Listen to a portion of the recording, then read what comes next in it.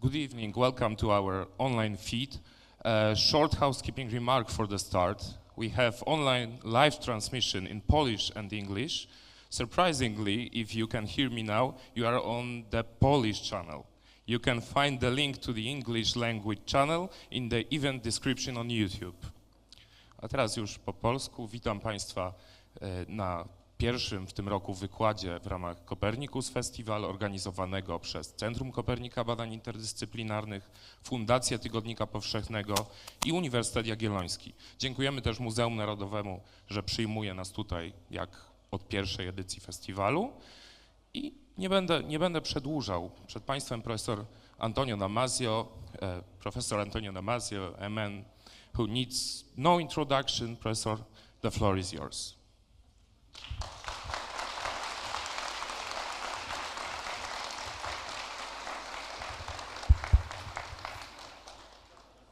Well, good evening to all. It's a great pleasure to be here with the wonderful Polish hosts and with wonderful colleagues, both here in Poland as well as colleagues from the United States who are here as well. So it's a great pleasure for us to be here. It's our first time in Poland. It's also our first time, obviously, in Krakow, which is a place that we very much wanted to visit, and we have been enjoying it tremendously. So I think I have to control this, and I'm going to look there. It's a very complicated stage. I look there, I look here. I cannot look there for sure. Can people hear? Okay, good. Provided you hear, that's good. So let's start. And the talk today To, co będę w tej chwili mówił, I would prefer not to hear the wonderful Piotr that is there translating. I'm sure you translate very well, but I don't want to hear you. I want you to hear me. The topic is the strange order of things. I promised to explain to you why we have titled, Hanna and I, why we have titled the lecture that way. But the first issue to deal with is accounting for cultures. And I'm going to ask what appears to be a very simple question, but it's not really, which is why and how did cultures develop? How do we explain the development of practices and instruments that we in general know as the arts, philosophical inquiry, moral and religious systems, governance, including justice, economics, politics, technologies, and sciences? In other words, some of the main examples of the big categories of human cultural development. And the question is really how and why did cultures develop? And in the next slide, you will see what we regard as the conventional answers. The conventional answers are actually quite conventional and quite frequent. There was a time a couple of years ago in which I systematically went from friend to friend, from colleague to colleague, asking exactly that first question. And the conventional answers fall in the following categories. First, the prodigious human intellect. This is by far the most frequent. When you ask people, why is it that all of this developed, but it did not develop, for example, in chimpanzees, who are obviously great mammal examples of biological development? The first and most dramatic answer is that we have a prodigious intellect, and that's why we were able to do it. Part of this, and of course, who would argue with that? Well, obviously, we're not. We entirely agree that that's very important. The second answer has to do with the unique faculty of language. And again, who could argue with that? One of the main reasons for human exceptionalism is the fact that we have verbal language, the kind of thing that I'm using right now for you directly in English, for some other of you in Polish translation, but we have this ability to transform the world of the mind, the narratives that we are making at any time, into a verbal narrative, into word streaming according to a grammar and expressing the meanings that are there non-verbally. So of course, that conventional answer is conventional and important. A third one has to do with particulars of human sociality. Now, we know, of course, that plenty of other animals are very social. In fact, I would dare to say that all creatures that are alive are social, almost by definition. But there's something very special about human sociality. First of all, we're incredibly social, probably more so than any other species before, and there are things that may appear particular about human sociality. So, for example, it has been claimed that we are especially good at having something like joint attention. So not only do we have a society together, but we also have this great ability of looking at an object and having another human look at the same object and create triadic connection that way. So human sociality, no doubt, is very important for the creation of cultures. And then you have genetic selection of advantageous responses. And that is something that is incredibly important. Obviously, over evolution, over biological evolution, there were certain kinds of responses that could have appeared entirely by chance and that were selected and that were projected into the next generation precisely because they were so advantageous for the species, for the exemplars of the species that carried that sort of feature. Obviously, that's very important. So, what I want to say is that all of these are true and tried. All of these have had a huge role to play in the development of cultures. But I want to add something else, and that something else comes, I hope, in the next slide, and that is a role for affect. And the role for affect, which I want to define, first of all, affect as a collection of processes that includes drives, motivations, emotions, and feelings. And I want to place affect, and especially I want to place feelings, let me add one more slide, as motivators and monitors and negotiators of the cultural process. So I want to make very clear that the idea here is not that feelings, for example, or affect in general, generated human cultures.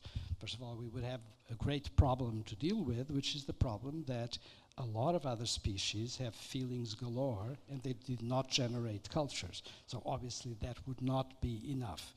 What I'm trying to do is not to neglect feeling, trying to remind us that feelings are systematically neglected. It's the last thing people talk about.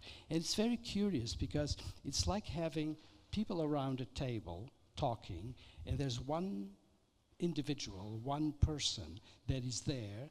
People know that that person is there, but nobody talks to that person. The person is not acknowledged by name. And that person is affect, and that person, quite particularly in this case, is feelings. So the form of the suggestion that I'm making, and here I'm going to read you, and I'm going to put a blank there so that you don't get distracted by any slide. I'm going to read a statement, which obviously I wrote before, but which I think encapsulates this idea. And the simple idea is that feelings of pain and feelings of pleasure, I'm talking about both, from degrees of well-being to malaise and sickness, would have been the catalysts for the processes of questioning, understanding, and problem-solving that most profoundly distinguish human minds from the minds of other living species. And by questioning, understanding, and problem-solving, humans would have been able to develop intriguing solutions for the predicaments of their lives and to construct the means to promote their flourishing. They would have perfected ways of nourishing, clothing, and sheltering themselves. By the way, the earliest of technologies. They would have nursed their physical wounds and begun the invention of what became medicine. When the pain and the suffering were caused by others, by how they felt about others, by how they perceived others to feel about them, or when the pain was caused by considering their own conditions, such as confronting the inevitability of death, humans would have drawn on their expanding individual and collective resources and invented a variety of responses that ranged from moral prescriptions and principles of justice to modes of social organization and governance, artistic manifestations, and religious beliefs. So that fundamentally is the idea that I want to deal with. And since I mentioned medicine, let me give you a more tangible example so that everybody's on the same page. Imagine early humans having a physical condition which could have been a cancer, which could have been trauma and the breaking of a bone, and obviously being, as a result of their fundamental affective equipment, being in suffering, being in pain. And then having some other individuals that had the possibility of helping those first individuals. So you have, first of all, this state of need that is translated fundamentally by affect, by the pain, by the suffering. And then you have a spectator to that state of need who is capable of, for example, having sympathy for what that other person is doing in terms of suffering. It does not even need to be empathy. It does not even need to be compassion. There are many other reasons why that person can exhibit an understanding of what goes on in the other. And most important, there is the intellectual ability to think about a possible solution. And there's something that even there, when you think about the intellectual ability, is quite attached. It's the fact that inventing something, even in an early time of our culture, is not without an advantage for the person that is making the invention.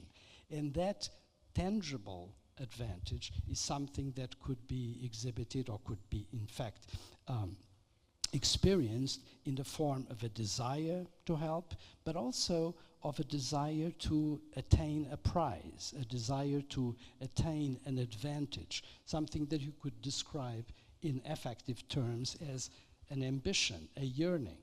And it could also be actually attached in more modern times to the notion of profit. For example, when you have people that are suffering and need treatment for their suffering, if in fact we're talking about a disease, who would ever think that pharma companies, big pharma, the big drug makers, they're not registering enormous empathy and compassion and desire to help you. What they're registering is an enormous desire to have a profit and make a lot of money with it, which is exactly what they do.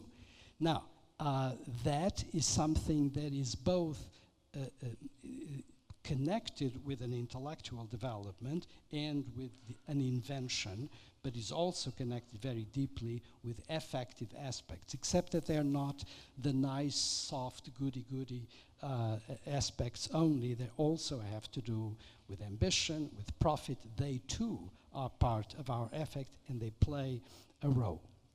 So and before I go any further, I want to say something that is very important here. The fact that I'm emphasizing affect and feelings in particular, which is something that is experienced personally, individually, it's not in the public sphere.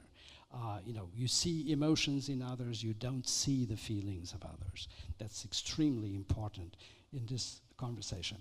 I want to make very clear that I'm not pitting one against the other. It's not that I am preferring feelings over knowledge, reason, the ability to reflect and discern and invent with our intellectual abilities. Not at all. In fact, I would reject any kind of opposition between these two parts of the equation. What defines very much our humanity is this huge capacity that we have inherited from other species of feeling and placing feeling within a very complex intellectual setting, and of course having the possibility of then projecting that intellectual ability into actual creations and into the future. And the other thing that I want to make sure that is clear is that I'm not talking about goody-goody emotions. So it's very interesting when we talk about emotions and feelings, when you talk about affect in general, and when you talk about good things, such as creating cultures, people are, quite understandably, immediately persuaded to think about the good emotions, joy, elevation, feelings of transcendence, or compassion, admiration, all the things that we classify as the good emotions. And I want to make very clear that all of those emotive programs and the consequences they have in terms of feeling can be on the good side or on the bad side. For example, plenty of good things have happened in our cultures and plenty of bad things as a result of anger.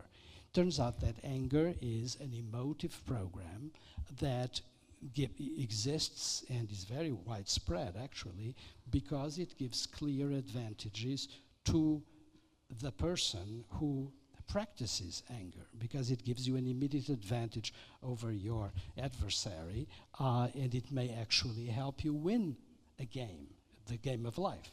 But it doesn't mean that it is good ultimately, but it may have, and in fact very often plays, a role in the development of instruments of culture. So plenty of good things and plenty of bad things in emotional and feeling terms can appear and give advantages or not. They need to be sorted out.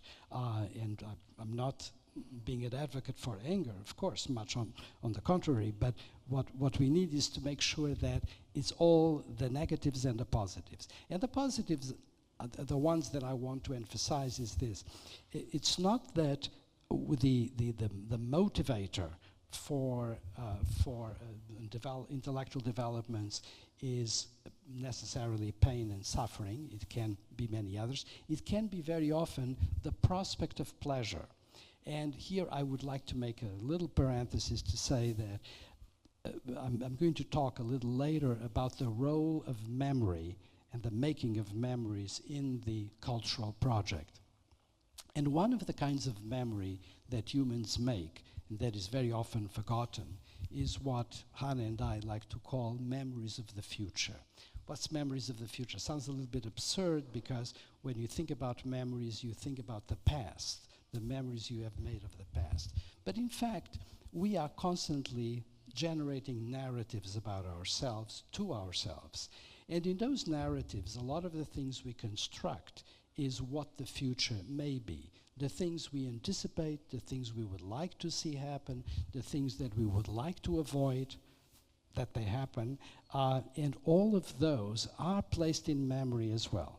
So a lot of the time, the things that are driving us are pleasures or sufferings that in fact have never occurred, but could occur, and that are part of our constant planning process, but are committed to memory. That is extremely important to understand. So, one more word and then we launch the rest of the talk, if we have the rest of the talk.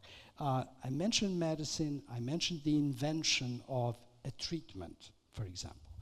So, the suffering, let's say, was a motivator. Then I want to have another role for affect, which is the role of monitor.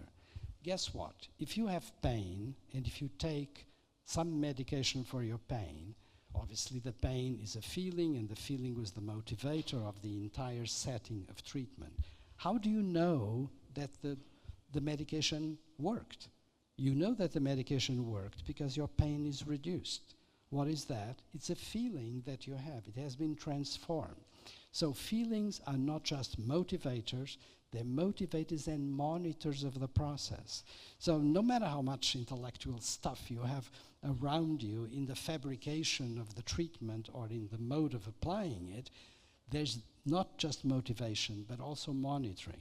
And I would say further that the entire life of intellect for us is embedded in affect, and there's a sort of constant negotiation that is going on between the intellectual side and the affective side. That's why I like to say that feelings are motivators, monitors, and negotiators of the cultural process. Okay, now, 2 questions. First, what is the power behind affect? What is the power behind feelings in particular? Because if they do all these things that I'm saying they do, how come they do it?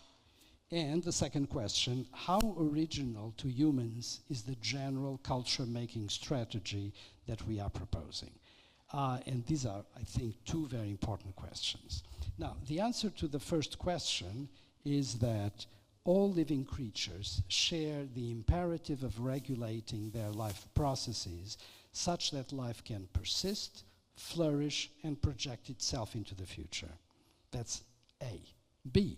The functional imperative is known as homeostasis. And not to make too long a story, I want to tell you that the power behind the throne of feelings is in fact homeostasis. So I need to tell you what homeostasis is. We'll deal with that in a second. Next, homeostasis, which is the power behind affect, exists in complex organisms and is partly managed by affective processes. It also exists in non-complex, very simple organisms, and we'll come into that in a minute. But what is very important is that you understand that there is homeostasis in bacteria. There is homeostasis in bacteria that began their life about 3.9 billion years ago, that do not have nuclei in the cells, that do not have nervous systems, that, as far as we can understand, do not have minds, do not have feelings, do not have consciousness, and lo and behold, they do have homeostatic regulation. So homeostatic regulation and life are inseparable, and that is the core principle. But the people in this room are obviously complex organisms. They have complexity that includes not only a multicellularity, the cells of different tissues and organs, but they're a particular kind of system, which is the nervous system, about which more in a second, and that homeostasis is in great part regulated by affective systems. So this is a sort of idea to remember, is that the power behind affect is homeostatic regulation, as far as I can see, and that power in creatures like us is mediated in great part by affective systems. So they are the helpers of this big thing that is being accomplished in a living organism called homeostasis at that level. And the critical component of those affective processes, this is E, is feeling, which is the mental expression of ongoing homeostatic states in living organisms. Now, this is a mouthful, but I'll unpack it very quickly. People very often say, oh, feelings, and they confuse it with emotions, and they think about positive emotions and negative emotions, these sort of little rigid stereotypes. Let's try to think about feeling in physiological terms, in the perspective of general biology, and not just in the perspective of psychology or of neurobiology, and think of feelings exactly as I describe in E. Mental expression of ongoing homeostatic states in the living organism, because that's exactly what they are. Feelings are mental expressions, they are experiences, they require subjectivity. In fact, they are the generators of subjectivity to begin with, and they are private to the individual that has them, and they are reflecting the state of your life at a certain moment. So if you are feeling well, as I hope you are, you will feel something that expresses how your general organism is working at this moment.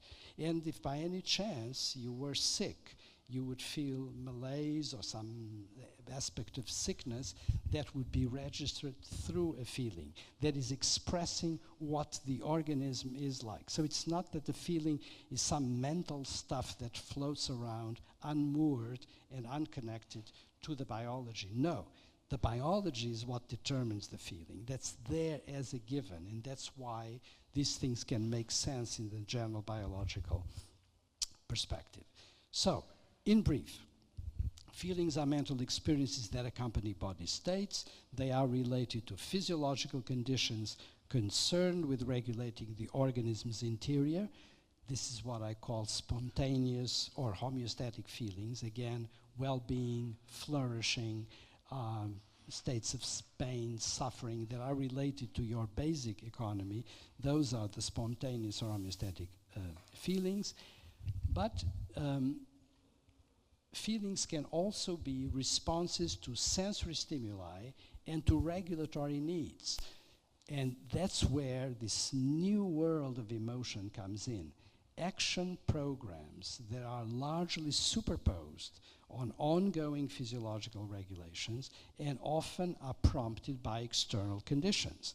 And that's what I call provoked or emotional feelings. So if suddenly I see a friend that I have not seen in many years and I'm overjoyed by that fact, what has happened is that the presence of that friend has acted as the prompter, as the cause of a reaction that I have. That reaction is going to be mediated by a number of brain structures that are extremely important and that generate the emotive response. And as a consequence, I'm going to feel in a certain way, which is well, but that feeling well was generated by this complex relationship.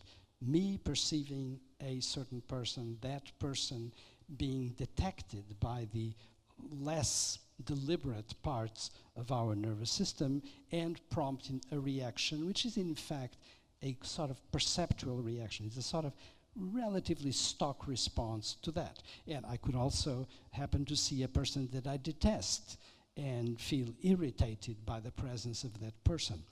In neither case would I be in full control of that reaction.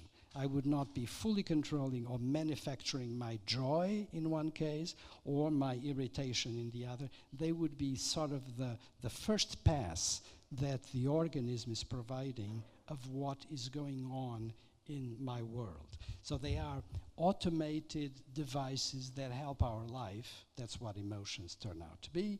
And they ought to be listened to, but not fully, because sometimes they're not good advisors in terms of what to do next. Okay, so we're done with the provoked, and by the way, there was one term there that I want you to remember in case you haven't encountered it, which is action program. Emotions are action programs, whatever the emotion is. So it's a collection of things that the brain will make you do, and that may be at the level of actions that you can take with your gestures or with your facial expression or with things that are happening hormonally or things that are happening with a certain neurotransmitter inside your brain. They are actions. And there's no guarantee that they will become conscious unless you as a system are equipped with the systems that generate subjectivity and therefore can have a feeling. So action programs are about parts of the operation that are active, that by the very term, they are about emotion, about moving out, and not necessarily the inner part of the process, which is the feeling. So, the answer to the second question, I wonder if anybody even remembers what the second question was. The second question was, how original is this business of the fundamental strategies of human cultures? Did we invent them as human beings, or does this have some kind of precedence? So the answer to the question is the human culture making strategy is not original. It borrows liberally from life regulation in simpler creatures. And here I would just make a sidetrack to say that what I'm talking about is this, and that, by the way, is the reason why this talk is called The Strange Order of Things, which also happens to be the title of a new book of mine, and that strange order refers to the fact that you would expect human cultures, with all of their complexity, to originate fully in strategies that are also human and extremely complex and only available in human beings from very complex brains. And the fact is that they're not. The fact is that the fundamental strategies that we use have been available in living creatures for billions of years, long before there were nervous systems, long before we had the complexity we have. And in fact, there are two big examples that I'm focusing on, and I cannot talk about it in detail because that would be a separate talk or talks. And one has to do with bacteria, and the other has to do with social insects. In both groups, you find incredible examples that are best described as a foreshadowing of cultural effects.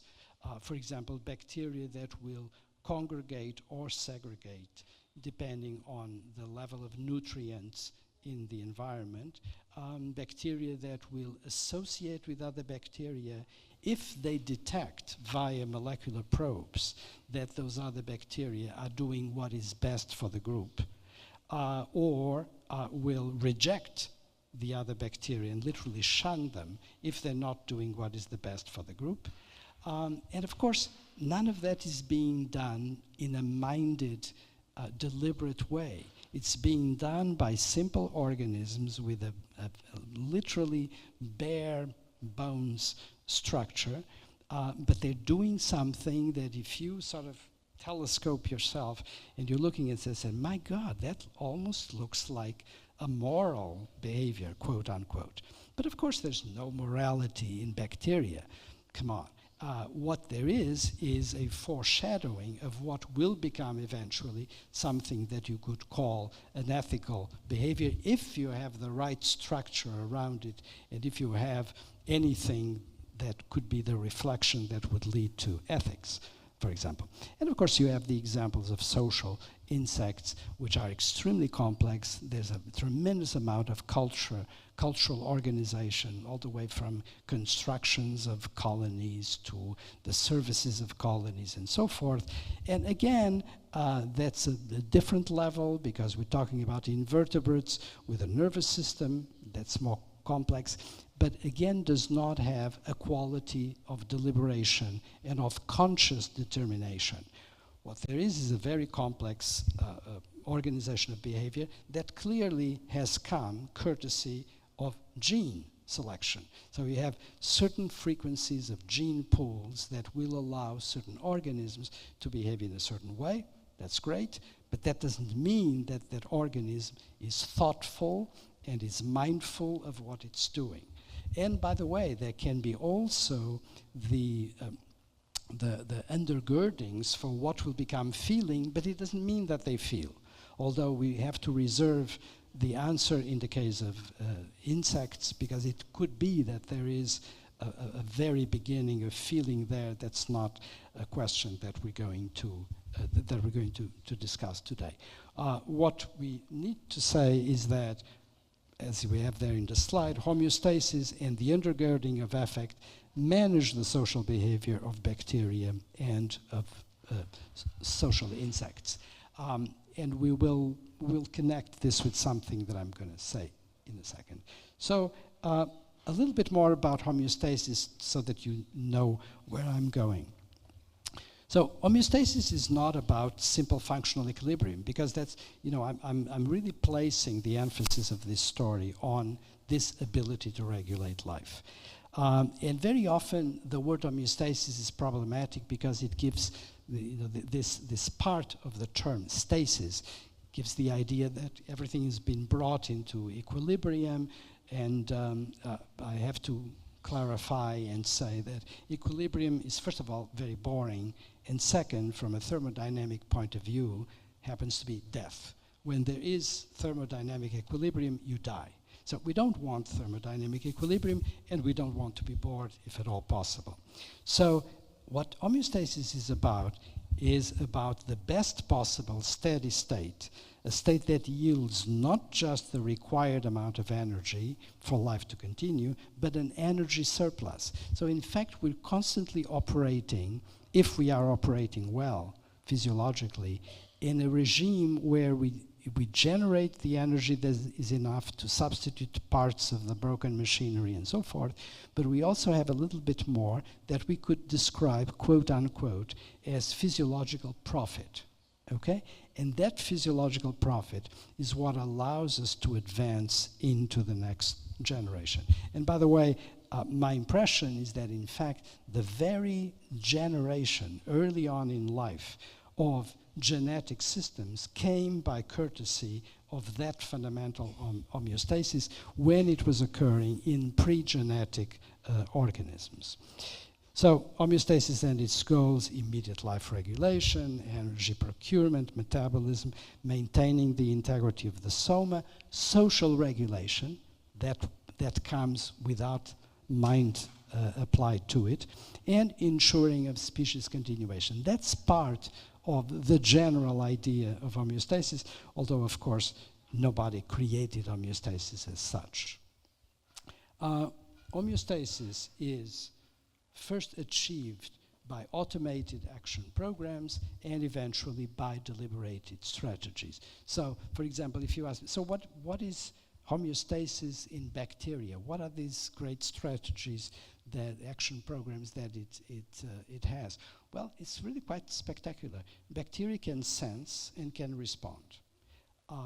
The bacteria can even emote, quote unquote, in the sense that if you poke them and if you threaten their integrity, they will flinch or react in motor ways. Well, that's pretty much emotion. Does it feel? I doubt, because I think in order to feel, and this is my claim, you need to have a nervous system, and nervous systems are going to come down the line about 600 million years ago in the Precambrian to Cambrian period, not before. So nervous systems are actually a recent achievement of all this. We have been on Earth more time without nervous systems and living pretty well than we have with nervous systems. This is recent stuff, okay? So, and then homeostasis in us, it is achieved by deliberated strategies. So once again, the same way that we have this duality of affect on the one side and intellect on the other, we have this duality of action programs that are doing good things for our homeostasis without us paying any attention to it, and deliberated strategies that we think about with our alleged free will and that sometimes work and sometimes don't. So, in complex organisms, the main action programs are known as drives, motivations, and emotions. And they include appetites for food, drink, sex, exploration, play, care of progeny, which is very critical, attachment to progeny, to caregivers, mates, and so forth. And some action programs are spontaneously engaged by basic life processes, others are provoked, we know that. And furthermore, in complex organisms, the mental experience of the action program produces this result known as feelings, and something that I need to remind people, in case you have not connected with that idea, that feelings are conscious and valenced. There's something very tricky here, and this is a story that normally or usually has not been absorbed yet, is that you cannot talk about feeling in the proper sense if you are not conscious. So feeling has attached to it the notion of consciousness. If you were not conscious of your feeling, you wouldn't know that you have it.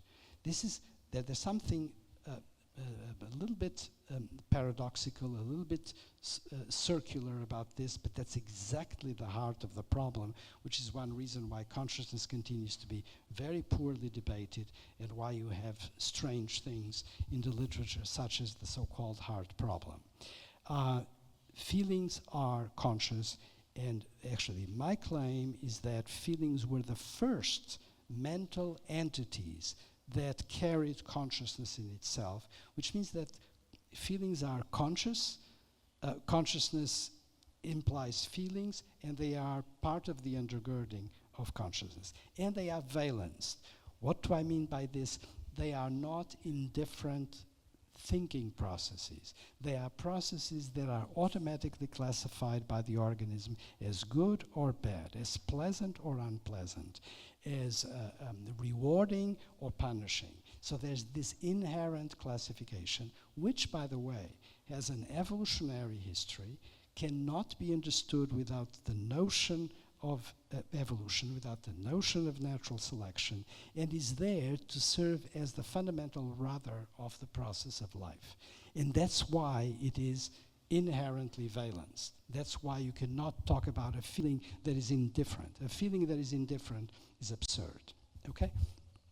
And something which is important to return to the idea of medicine, feelings are natural reports on the momentary state of life within an organism. Now this may sound like a very simple statement. It's not. It's very complex.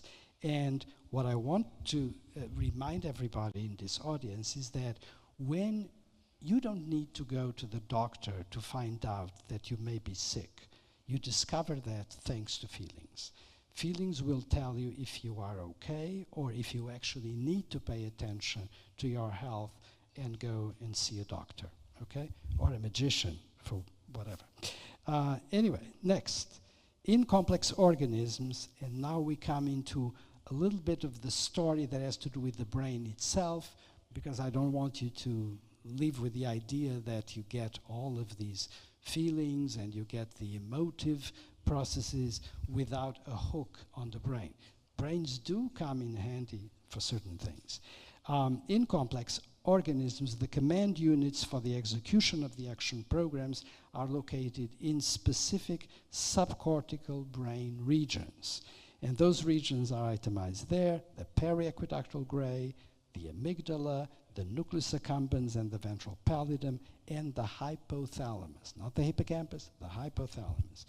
And in the next image, you have an image that Hanna created. This is an image of the human brain taken with the 7 Tesla brain scan. And you'll see all these structures that I don't want to look up because I will fall for sure. You will see that I'm mentioning there the nucleus accumbens, the amygdala, the hypothalamus, the periaqueductal gray. Think about the periaqueductal gray as a very important one, because that's actually a structure that has cellular columns out of which you can generate programs of pleasant response or of anger and violence. In fact, a lot of the violence that is produced as an ultimate consequence of anger is generated out of cells there. Why is this so important? Is that we have the false impression very often from what we get in traditional descriptions that all of this stuff is coming out of the cerebral cortex. Well, it isn't. It's coming out fundamentally of much older structures that are actually in the upper and back part of the brainstem. And that's where these command units are. Now, it doesn't mean that the cerebral cortex does not play in this, but the trigger points are not there. Now, some commands for action programs actually originate in the cerebral cortex, and you have another image that Hanna created there. You have the cerebral cortex all in colors and with regions. It doesn't come this way naturally. The colors were added, so don't worry. And it doesn't come with numbers either, so it's a little bit more complicated than what appears. But there are structures there that also serve as command units. Now, the command can result from internal conditions of the organism or from external conditions. So again, this internal or external push. But what is very important is to know that the brain is constantly surveying the systems that are connected with the outside world, that are connected with the inside world, and with a part of the inside world that is the world of our imagination. So think of the complexity of the human cerebral cortex as a sort of big surveillance machine. It's actually a big data, big surveillance machine. It's a sort of massive espionage set of actions that is constantly finding out about what is going on in all of these different territories and trying to respond accordingly. So, the consequences of deploying an action program that is provoked are represented within the brain sectors that are concerned with surveying the state of the body. So out of that surveillance, when you're surveying your internal conditions, you get to see how you responded internally to something in your mind or to something you've seen or to both. And feelings depend on that representation. And here I'm going to tell you something very important. This has to do with a lot of recent research, is that the body state representations depend on signals that are conveyed to the central nervous system, CNS, and the way the signals get there is far more complicated than people thought. So some of the systems are, some of the signals appear in the central nervous system as a result of chemical molecules that are being picked up directly by the nervous system. People have this impression that there's the peripheral nervous system that brings signals into the brain. It's not only.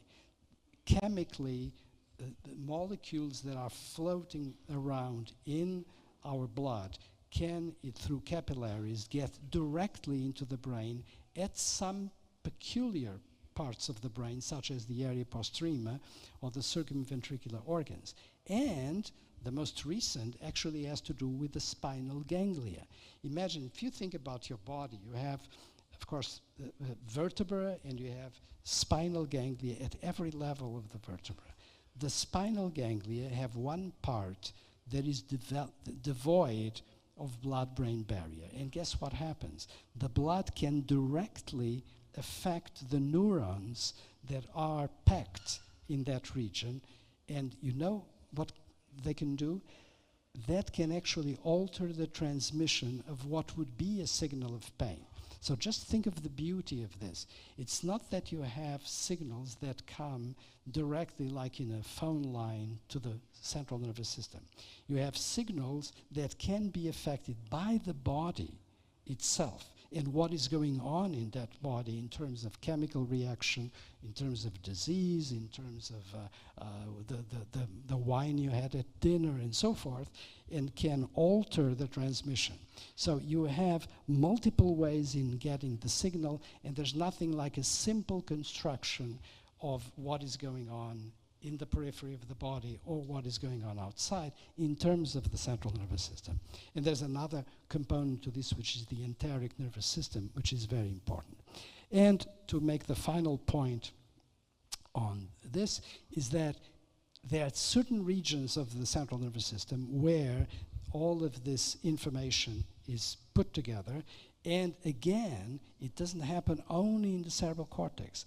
It happens at the level of the brainstem, the hypothalamus, the telencephalic subcortex, such as the nucleus accumbens or the amygdala, and then, for sure, in cerebral cortex, in structures such as the insula. So when you look at that, that's just gives you an idea of the different stages through which signals can go. It's not, again, a telephone signal, a telephone cable that goes from A to B. This has many layers and levels, and this can be affected at many, many points. And in this next slide, there's something that is perhaps even more important, is that within this region of the upper brainstem, which we call attention because it has regions that can trigger emotive reactions, there's also a huge possibility of mixing signals that come from the outside with signals from the inside. And there's a very peculiar way for signals to literally go around in a cooperative reactivity.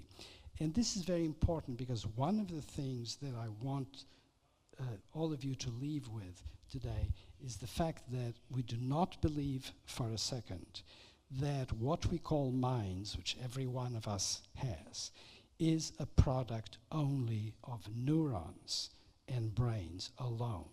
It's a product of neurons and neural systems operating in very close cooperation with other parts of the organism. So it's still all about life, it's all about homeostasis, but it's not the brain alone. We do not have just neurons making minds.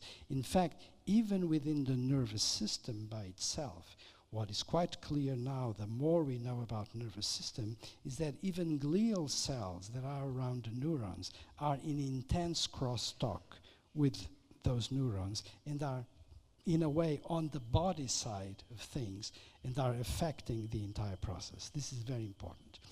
One other image for you to have one more picture of the brain. This insular cortex that I mentioned, if you look at it from the outside, as you have there, you would, with luck, see that little pink part because it's a cortex that is buried under the rest of the cerebral cortex.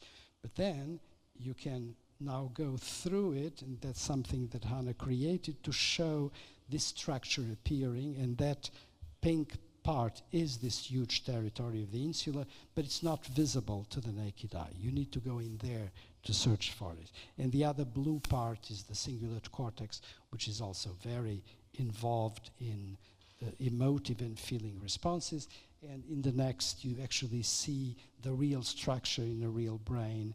And this is a structure that is extremely complex with very intricate circuitry. You might say, so since you talked about brain at the level of the cortex and at the level of the brain stem, what's the big difference? Why do we have these two systems? What does the insular cortex do relative to the brain stem? And that's what comes next.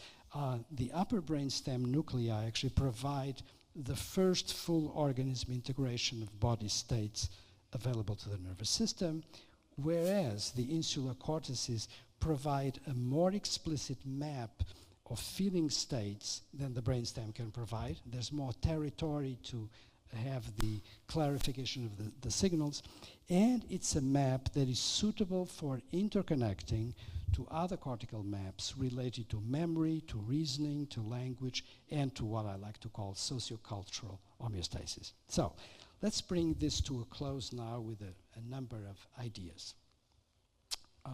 First, since we called attention to feelings, what are the consequences of having feelings? Can we do without them? The good news and the bad news is that we can't. And feelings, in the very least, let me go to the next one, force attention on the body conditions that cause them. So to have a feeling, whether it is a positive feeling or a feeling of pain and suffering, forces you to pay attention. That's the fundamental cognitive consequence of feelings, and that's why they're not dispensable. They're keeping you in track. And of course, by doing so, feelings open the way to learning of adverse as well as advantageous situations, and that learning permits the anticipation of future scenarios and the planning of suitable behaviors. So there's nothing trivial about this, on the contrary. So in the next, I would say that feelings are sentinels, monitors and motivators. They confer benefits on the individual and evolutionary advantages on the species. That's perfectly clear. And last, feelings open the way for a higher level of homeostatic regulation driven by conscious deliberation. So we have this incredible situation. We have a complex organism that is in a way on its own autopilot and can regulate a lot of what is going on, but that regulation by itself, given our complexity, would fall apart if we had not added over evolution this other part of regulation that has to do with what we accomplish once we are aware of feelings. And it so happens that a good part of that regulation, the instruments and the practices, are actually what we have called over time cultures, in all of their aspects, whether it is science or technology or the means of governance or, quite importantly, a variety of systems of belief and systems of moral behavior, or for that matter, with the arts, which are not, contrary to what some people might think, useless things added on to the mix. They have played a very important role in human development, and they continue to play that very important role. We can discuss that on another occasion. There's no time for that. So, what I would like to say now to close, before we go into break and discussion, is what are the critical faculties of cultural minds, and what are fundamental conditions that we need to have if we're going to have these cultures that we talked about. So, I think I have 4 there on the list. The first is that minds require nervous systems. This might be a little bit brutal, but it is brutal on purpose. This is what I believe in, and it's there. I don't mind at all if one fine day somebody's going to prove that I'm wrong, so be it. But I think that what we call minds cannot emerge, did not emerge, without having nervous systems. And the next is that minds depend on map making and images. This is very interesting and exciting. You know, I talked about bacteria recognizing other bacteria. How do they do that? It's quite amazing. So you have this little creature, little, with a membrane, no nucleus, but a very complex cytoplasm. And you have on the surface of the membrane, they're literally probes. But those probes are not perceiving the same way that you are perceiving me here, with a certain resemblance, with a certain pattern, a certain configuration visually, and a certain configuration auditorily, because what I'm producing in terms of organized sound has a certain configuration and is being perceived by you as an auditory image. The same way that yesterday we were listening to a concert where we were perceiving certain auditory images that concern music. Okay, what the bacteria are doing is detecting the presence of a certain molecular probe. So it's literally something that is sticking out, and that gives an identifier, which is actually a protein that identifies. It's like having a license plate for that particular bacterium. This is not a configuration, it's not an image. What we call minds, and that we all share in this room, is this incredibly beautiful, complex set of flowing images, some visual, some auditory, some that have to do with tact, some that have to do with smell and taste, and so forth. And very importantly, some have to do with the way we imagetically represent the state of our body, the state of contraction of blood vessels, the contraction of smooth muscle, the state in which we represent the beating of our hearts, or the rhythm at which we breathe, the state with which the muscles in the gut are represented. So we're making images with all of that. And that's why you need to have something, we need to ascend in complexity and generate those complex representations that I call images, and that are fundamental if we're going to have minds. And when you do that, then you can have minds about the outside world, you can have minds about what you remember, and you can, which of course you remember images, you can have minds of the future, because you can project it into the future, and you have mind in relation to feelings, in relation to the state of the organism. Okay. Point number 3 was that conscious minds depend on feelings. I've just talked about it. And then the last point, and I think it is the last, feelings, memory, and language are behind the exceptional status of humans. This is very important, because some of you could say, look at this idiot. He comes here and he tells us that we humans are hooked on bacteria and on those creatures that I know you can sort of step on and destroy. And I don't think I'm being an idiot.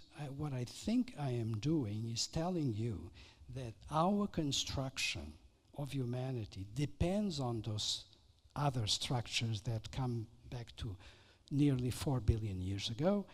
And there's, in fact, what I'm doing is connecting the dots so that you can connect life and homeostasis to what we are today. But I'm not diminishing humans at all. On the contrary, I'm, again, going back to the beginning of the talk, I'm saying that humans have complex brains, that humans have very complex feelings, and have a very complex intellectual machinery which has given it one of its exceptional abilities, which is the ability to create cultures. You know, in spite of all the beauties that we can find in social insects and that we can find in bacteria and that we can find in a lot of mammals that are non-human, the fact is that there's nothing that faintly resembles what we have created that allow us, for example, to have this conversation tonight. Okay, so this is exceptional, and we have to affirm that exceptional status. And then there's something else that is very important, and that has to do with what happens with our memory. So, without a doubt, I expect chimpanzees or dog lovers who have dogs and cats at home to expect that there is pain and suffering or pleasure in all of those creatures. Of course there is, from the looks of it. However, do we expect that the suffering that a human being will have will be exactly like the suffering that one of those other species will have? You could say, well, given the homology of the structures, given that they all share things that we have also in our brains, chances are there's some core that is actually very comparable. However, what they are unlikely to have is two things. First, the wealth of memory that we have that allows us to have this vast memory that connects with our memories all the way to childhood.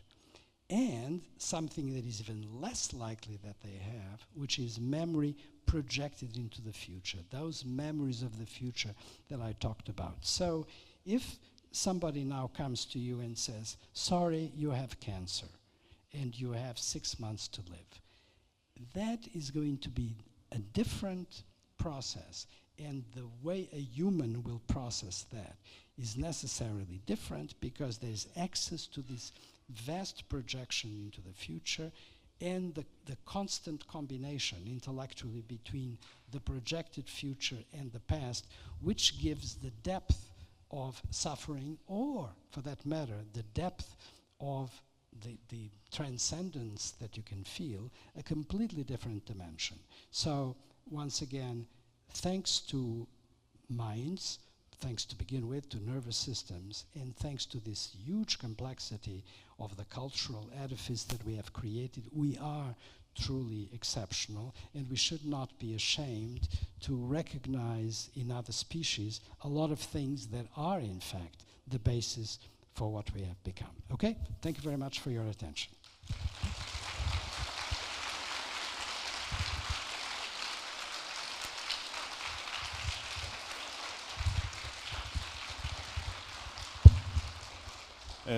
Ladies and gentlemen, let us also thank Professor Hanna Damasio, the co-author of the talk we've just heard.